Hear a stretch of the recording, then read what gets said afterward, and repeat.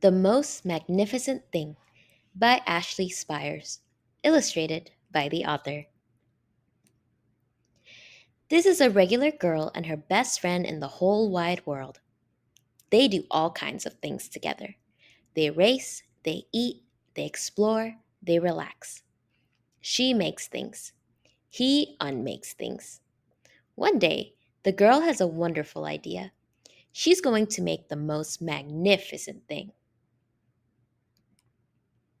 She knows just how it will look. She knows just how it will work. All she has to do is make it, and she makes things all the time. Easy peasy. First, she hires an assistant. Next, they gather their supplies. They sit up somewhere out of the way and get to work. The girl tinkers and hammers and measures, while her assistant pounces and garls and chews. When she finished, she steps back to admire her work. She walks around one side. Her assistant examines the other side.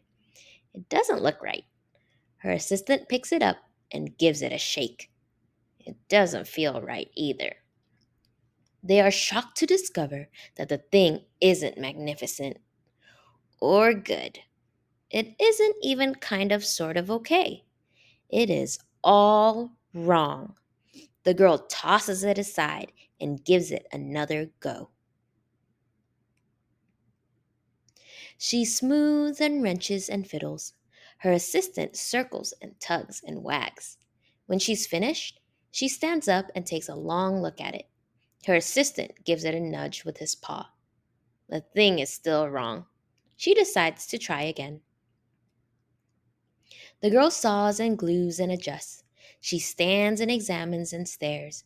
She twists and tweaks and fastens. She fixes and straightens and studies. She tries all different ways to make it better. She makes it square. She makes it round. She gives it legs. She adds antenna. She makes it fuzzy. She makes it long, short, rough, smooth, big, small.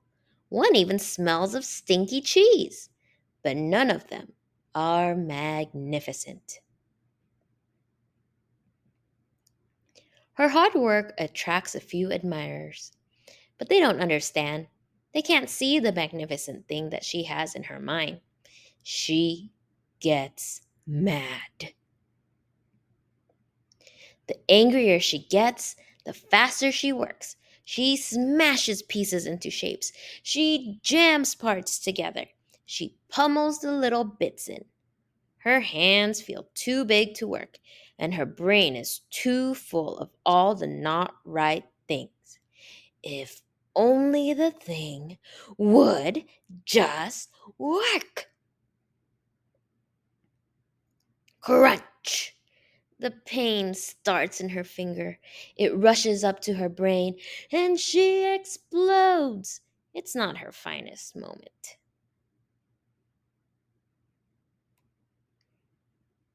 I'm no good at this. I quit. Her assistant suggests a walk.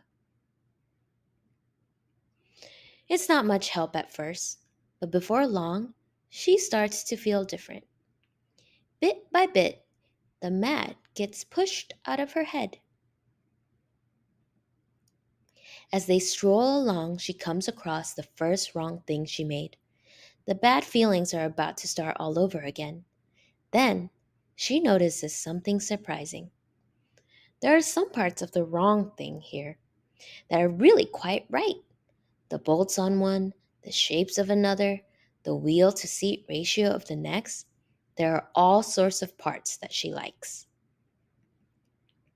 By the time she reaches the end of the trail, she finally knows how to make the thing magnificent. She gets to work. She works carefully and slowly, tinkering, hammering, twisting, fiddling, gluing, painting. Her assistant makes sure there are no distractions. This is the perfect thing to ward off bears. This will stop that leak. This one's all wet. The afternoon fades into evening. Finally, she finishes. She alerts her assistant. The pair take a good long look.